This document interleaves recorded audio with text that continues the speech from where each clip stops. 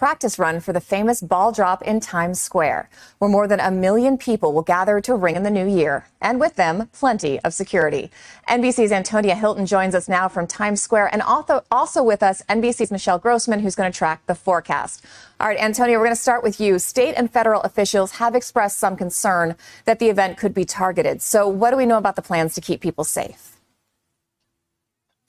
There are a whole lot of plans in the works right now. As you might be able to see behind me here, the stage is already set up. There are barricades all around Times Square ready to go. And there's already an NYPD presence here, but that will be ramped up tomorrow. We heard from the mayor as well as the police commissioner, Jessica Tisch, earlier today, and they described that there will be uniformed officers, plainclothes officers ready to take action, the mayor described, in case of any sort of surprise. There will also be officers by helicopter out on boats in the water and deploying dogs. This is in addition to the checkpoints that they're going to have in place on 6th and 8th Avenues, checking every single reveler who tries to come in and be part of the celebrations here. Take a listen to some of the plans they have in place.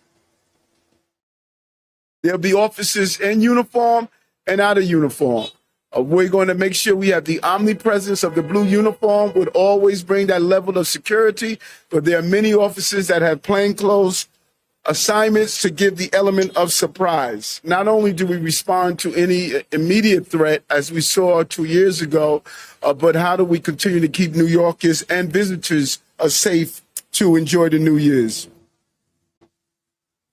And if you are one of the people planning to come here to New York City to take part in the festivities, a few things you should know. You cannot bring backpacks and duffel bags. So if you're planning to bring all kinds of supplies with you to party all night long, you're going to want to be very careful about what you bring with you. Otherwise, you'll get turned away by officials at some of these checkpoints. You won't be able to bring an umbrella and really other large items like, say, a folding chair. So you're going to want to layer up and make sure that you're prepared for any of the elements you might experience here tomorrow. On the fun side of things, though, what you can expect are performances from people like Lenny Kravitz, Carrie Underwood, and the Jonas Brothers. Really something for everyone. And the crystal ball has already been tested out. It's a little ways behind me here. It has 2,600 triangle crystals on it, and it weighs just under 12,000 pounds. Christina. I feel like I weigh close to that after this holiday season, but thank you for keeping an eye on everything there. All right, Michelle, you heard Antonia just say no umbrellas. They're famously not allowed during the Times Square's festivities. So what do we know about the forecast for tomorrow night?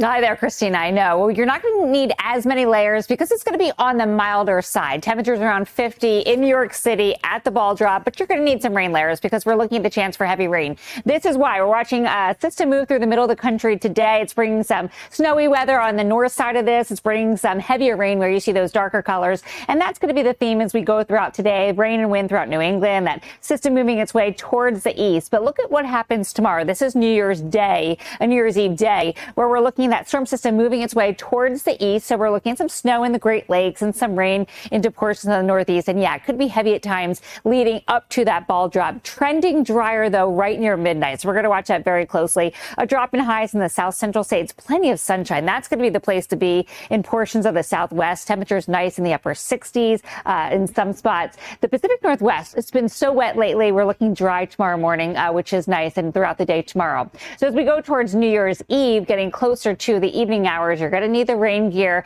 Again, not a whole lot of layers because the temperatures aren't going to be frigid. Sometimes, I've heard teens at the ball drop, but looking better in terms of the temperatures, but we will need the rain gear because we're going to see that heavy rain leading up to the ball drop. The frigid temperatures will be back to the west, where we're looking at the northern plains, the central plains. Notice temperatures only in the teens, 15 in portions of the central plains, 20s and 30s in Texas. And then as we make our way towards the southwest, I mentioned that is the place to be. Notice later on in the evening, tomorrow evening, we're going to see another system move onshore, and that's where we're looking at the chance for some higher elevation snow, some lower elevation rain. So let's take a look at New York City. There's that ball drop 2025 ringing in with a few showers by midnight, heavy rain leading up to it. But again, Christina, we are looking at things drying out towards midnight. That has been the trend. We're going to watch that very, very closely tomorrow, of course, and keep you updated. But that temperature of 50 degrees, that's not bad for having to stand out for hours in New York City. Back to you.